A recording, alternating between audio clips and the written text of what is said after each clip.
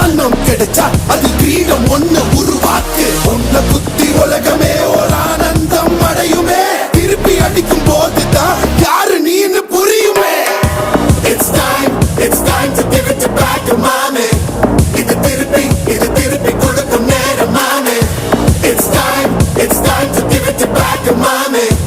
இது திருப்பி